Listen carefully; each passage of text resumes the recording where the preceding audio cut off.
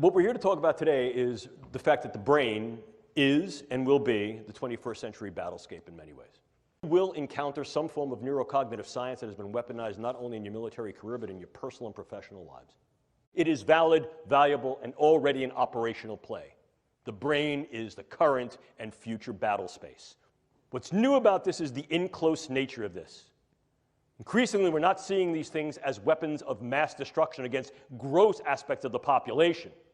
More specifically, perhaps, might be targeting individuals on a level that allows either direct attribution or covert engagement with non-attribution. If we talk about what brain science is, let me just give you a little bit of brief background on this field that is now called neuroscience. As a titular field, as a named field, neuroscience has only been in existence for 40 years. I know that because I've been a neuroscientist for about 38 of those 40 years.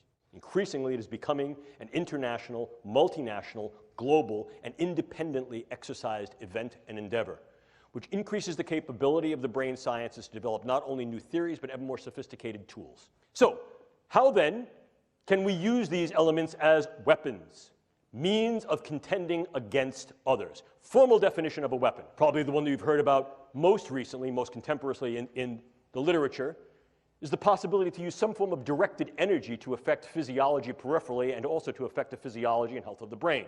Case in point here, U.S. Embassy personnel in Havana and possibly in China.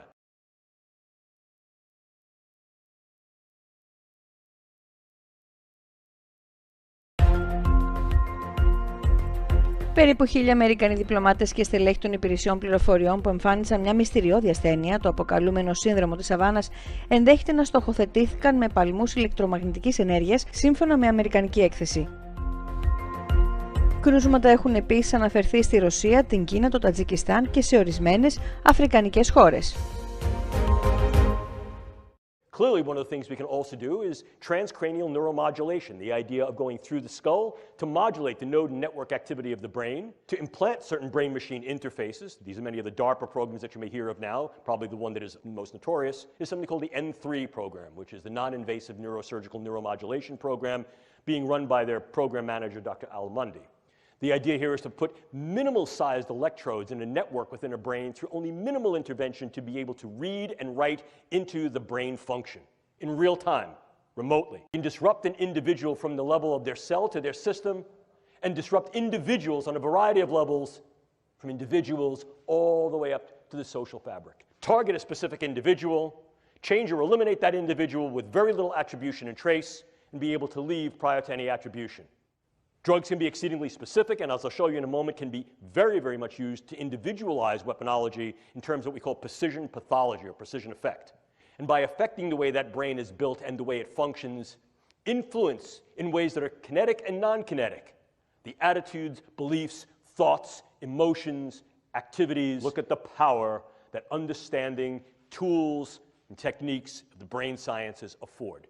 We also see the use of biodata as a viable weapon, manipulating biodata so that I can then put into your particular medical records subtle information that may change the disposition of whether you're sick or not, change how you're treated, influence the postures that go to you in terms of insurance, care, viability for military service.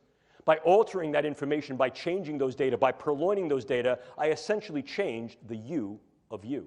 And I can do that in very subtle and insidious ways. Furthermore, I can do that on a variety of different levels that can affect key individuals so that, in fact, your medical record changes to thereby render you incapable or at least invalid to be able to serve in a way you're serving. Or I can do that on a much larger scale, groups, populations. And if I change those data, I change the way you're being regarded and treated. And I can do that in one of two ways. I can do it in such a way that you're going to be regarded in a negative sense, or I can do that in such a way that I'm going to treat you incorrectly.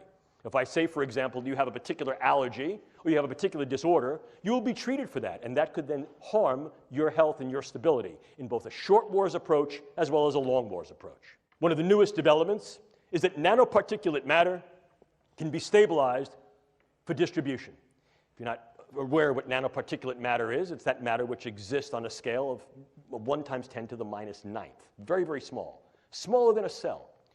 And we can manufacture materials that have discrete properties that can be controlled by virtue of bioengineering and their physical chemistry. I can create small robotic units, controllable robotic units at the nanoscale, and that these too can be aerosolized to create a nanoswarm of biopenetrable materials that you cannot see, that can penetrate all but the most robust biochemical filters, that are able to integrate themselves through a variety of membranes, mucous membranes, and wherever, mouth, nose, ears, eyes, can be then uptaken into the vascular system to create clumping, can affect the vascular system of the brain, or can directly diffuse into the brain space, and these can be weaponized. And they can be done in such a level that their presence is almost impossible to detect, and as such, the attribution becomes exceedingly difficult to demonstrate. We've come to the precarious position of opening the proverbial can of worms of if, how, in what ways, to what extent, and when these techniques and technologies will be used in weaponized intelligence and national security agenda. Are civilian ethics even viable any longer? And if we engage military ethics, what military ethical principles will we engage?